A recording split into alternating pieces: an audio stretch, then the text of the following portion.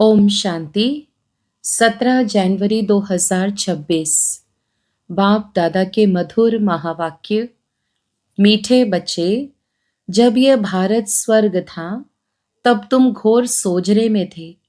अभी अंधियारा है, फिर सोजरे में चलो। प्रश्न, बाप अपने बच्चों को कौन सी एक कहानी सुनाने आए हैं? उत्तर, बाबा कहते, मीठे बच्चे, मैं तुम्हें 84 जन्मों की कहानी सुनाता हूँ। तुम जब पहले पहले जन्म में थे तो एक ही दैवी धर्म था। फिर तुमने ही 2 युग के बाद बड़े बड़े मंदिर बनाए हैं, भक्ति शुरू की है। अभी तुम्हारा यह अंत के भी अंत का जन्म है। तुमने पुकारा, दुख हरता सुख करता आओ, अब मैं आया हूँ। गीत। आज अंधेरे में है इंसान। ओम शांति। तुम बच्चे जानते हो, अभी यह कलयुगी दुनिया है, सब अंधियारे में है। पहले सोजरे में थे, जबकि भारत स्वर्ग था।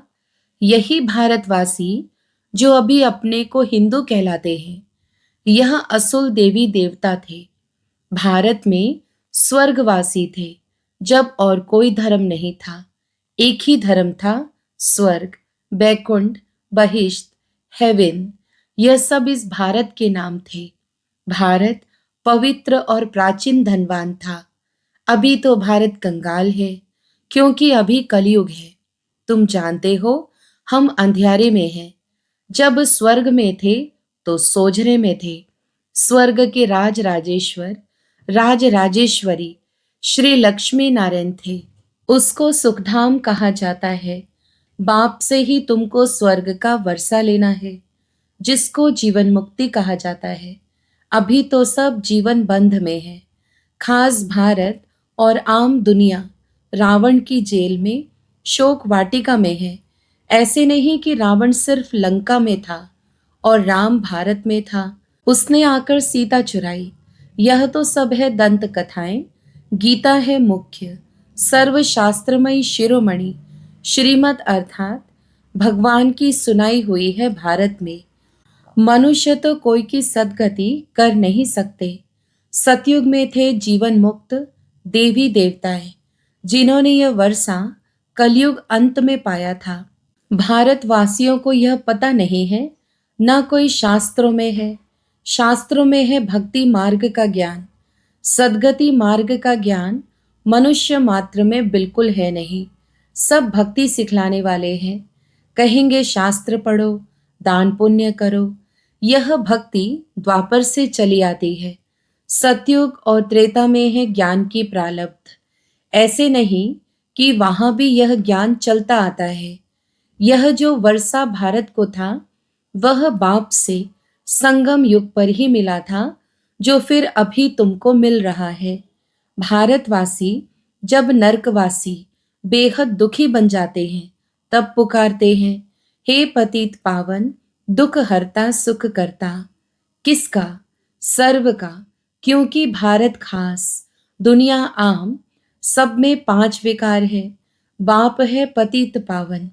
बाप कहते हैं, मैं कल्प कल्प कल्प के संगम पर आता हूँ, सर्व का सद्गति दाता बनता हूँ।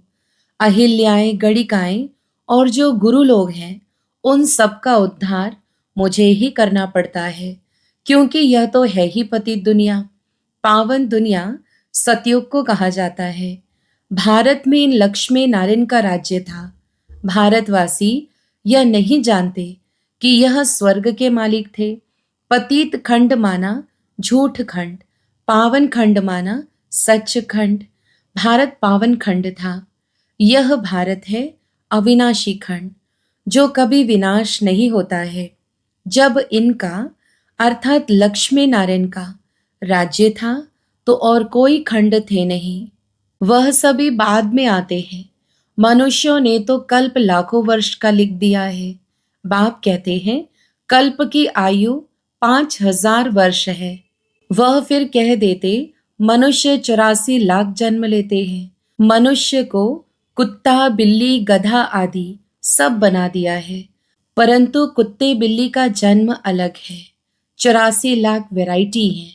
मनुष्यों की तो वैरायटी एक ही है, उनके ही 84 जन्म है। बाप कहते हैं भारतवासी अपने धर्म को ड्रामा प्लान अनुसार भूल गए हैं। कलयुग अंत में बिल्कुल ही पतित बन पड़े हैं। फिर बाप संगम पर आकर पावन बनाते हैं। इसको कहा जाता है दुखधाम। फिर भारत सुखधाम होगा। बाप कहते हैं हे बच्चों, तुम भारतवासी स्वर्गवासी थे, फिर तुम 84 जन्मों की सीढ़ी उतरते हो। सतो से रजो तमो में जरूर आना है। तुम देवताओं जैसा धनवान, ever happy, ever healthy, wealthy कोई नहीं होता। भारत कितना साहूकार था। हीरे जवाहरात तो पत्थरों मिसल थे। 2 युग बाद भक्ति मार्ग में इतने बड़े बड़े मंदिर बनाते हैं। वह भी कितने भारी मंदिर बनाए। सोमनाथ का मंदिर बड़े से बड़ा था। सिर्फ एक मंदिर तो नहीं होगा ना, और भी राजाओं के मंदिर थे। कितना लूट कर ले गए हैं। बाप, तुम बच्चों को स्मृति दिलाते हैं तुमको कितना साहूकार बनाया था। तुम सर्वगुण संपन्न, 16 कला संपूर्ण थे। यथा महाराजा महारानी, उन्हों को भगवान भगवती भी कह सकते हैं। परंतु बाप ने समझाया है भगवान एक है, वह बाप है। सिर्फ ईश्वर व प्रभु कहने से भी याद नहीं आता कि वह सभी आत्माओं का बाप है। बाप कहानी बैठ सुनाते हैं। अभी तुम्हारे बहुत जन्मों के अंत का जन्म है। एक की बात नहीं है, ना कोई युद्ध का मैदान आदि है। भारतवासी यह भूल गए हैं कि उन्हों का राज्य था। सतयुग की आयु लंबी कर देने से बहुत दूर ले गए हैं। बाप आकर समझाते हैं मनुष्य को भगवान नहीं कह सकते। मनुष्य किसी की सद्गति नहीं कर सकते। कहावत है सर्व का सद्गति दाता, पतितों का पावन करता एक है। एक ही सच्चा बाबा है जो सच खंड की स्थापना करने वाला है। पूजा भी करते हैं, परंतु भक्ति मार्ग में तुम जिसकी पूजा करते आए हो, एक की भी बायोग्राफी को नहीं जानते। इसलिए बाप समझाते हैं तुम शिव जयंती तो मनाते हो ना। बाप है नई दुनिया का रचयिता, हेवनली गॉडफादर, बेहद सुख देने वाला। सतयुग में बहुत सुख था, वह कैसे और किसने स्थापन किया, यह बाप ही बैठ समझाते हैं। नर्कवासी को आकर स्वर्गवासी बनाना या भ्रष्टाचारियों को श्रेष्ठाचारी देवता बनाना, यह तो बाप का ही काम है। बाप कहते हैं मैं तुम बच्चों को पावन बनाता हूँ, तुम स्वर्ग के मालिक बनते हो। तुमको पतित कौन बनाते हैं? यह रावण। मनुष्य कह देते दुख भी ईश्वर ही देते हैं। बाप कहते हैं मैं तो सभी को इतना सुख देता हूँ जो फिर आधा कल्प तुम बाप का सिमरन नहीं करेंगे। फिर जब रावण राज्य होता है तो सबकी पूजा करने लग पड़ते हैं। यह है तुम्हारा बहुत जन्मों के अंत का जन्म। कहते हैं बाबा कितने जन्म हमने लिए। बाबा कहते हैं मीठे मीठे भारतवासियों, हे आत्माओं, अब तुमको बेहद का वर्षा देता हूँ। बच्चे, तुमने 84 जन्म लिए हैं। अभी तुम 21 जन्म के लिए बाप से वर्षा लेने आए हो। सभी तो इकट्ठे नहीं आएंगे। तुम ही सतयुग का सूर्यवंशी पद फिर से लेते हो, अर्थात सच्चे सत्य बाबा से सत्य नर से नारायण बनने का ज्ञान सुनते हो। यह है ज्ञान, वह है भक्ति। शास्त्र आदि सब है भक्ति मार्ग के लिए, वह ज्ञान मार्ग के नहीं है। यह है स्पिरिचुअल रूहानी नॉलेज। सुप्रीम रूह बैठ नॉलेज देते हैं। बच्चों को देही अभिमानी बनना पड़े, अपने को आत्मा निश्चय कर मामेकम याद करो। बाप समझाते हैं आत्मा में ही अच्छे व बुरे संस्कार होते हैं। जिस अनुसार ही मनुष्य को अच्छा व बुरा जन्म मिलता है। बाप बैठ समझाते हैं यह जो पावन था अंतिम जन्म में पतित है। तत्वम, मुझ बाप को इस पुरानी रावण की दुनिया पतित दुनिया में आना पड़ता है। आना भी उस तन में है जो फिर पहले नंबर में जाना है। सूर्यवंशी ही पूरे 84 जन्म लेते हैं। यह है ब्रह्मा और ब्रह्मावंशी ब्राह्मण। बाप समझाते तो रोज हैं। पत्थर बुद्धि को पारस बुद्धि बनाना मासी का घर नहीं है। हे आत्माएं, अब देही अभिमानी बनो। हे आत्माएं, एक बाप को याद करो और राजाई को याद करो। देह के संबंधों को छोड़ो। मरना तो सभी को है। सबकी वानप्रस्थ अवस्था है।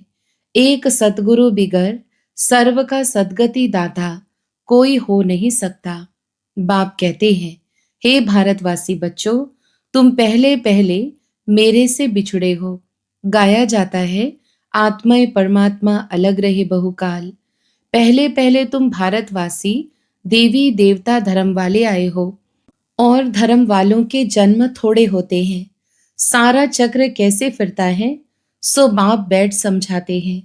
जो धारण नहीं करा सकते हैं उनके लिए भी बहुत सहज है। आत्माएं धारण करती हैं। पुण्य आत्मा पाप आत्मा बनती है ना। तुम्हारा यह 84वां अंतिम जन्म है। तुम सब वानप्रस्थ अवस्था में हो। वानप्रस्थ अवस्था वाले गुरु करते हैं मंत्र लेने के लिए। तुमको तो अभी देहधारी गुरु करने की दरकार नहीं है।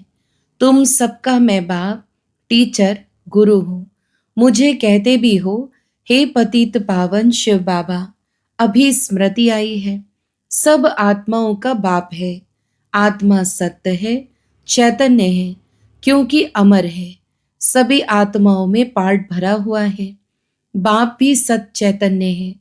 वह मनुष्य सृष्टि का बीज रूप होने कारण कहते हैं, मैं सारे झाड़ के आदि मध्य अंत को जानता हूँ, इसलिए मुझे नॉलेजफुल कहा जाता है। तुमको भी सारी नॉलेज है। बीज से झाड़ कैसे निकलता है। झाड़ बढ़ने में टाइम लगता है ना। बाप कहते हैं, मैं बीज रूप हूँ। अंत में सारा झाड़ जड़जड़ीभूत अवस्था को पा लेता है। अभी देखो, देवी देवता धर्म का फाउंडेशन है नहीं, प्रायः गुम है। जब देवता धर्म गुम हो जाता है तब बाप को आना पड़ता है। एक धर्म की स्थापना कर बाकी सबका विनाश करा देते हैं। प्रजापिता ब्रह्मा द्वारा बाप स्थापना करा रहे हैं आदि सनातन देवी देवता धर्म की। यह भी सारा ड्रामा बना हुआ है। इनकी एंड होती नहीं। बाप आते हैं अंत में, जबकि सृष्टि के आदि मध्य अंत का नॉलेज सुनाना है तो जरूर संगम पर आएंगे। तुम्हारा एक बाप है। आत्माएं सभी ब्रदर्स हैं। मूल वतन में रहने वाली हैं।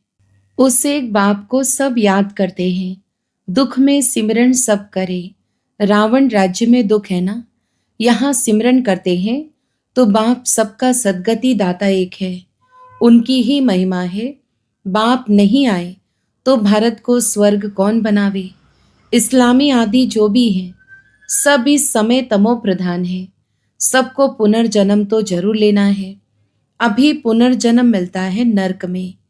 ऐसे नहीं कि स्वर्ग में चले जाते हैं।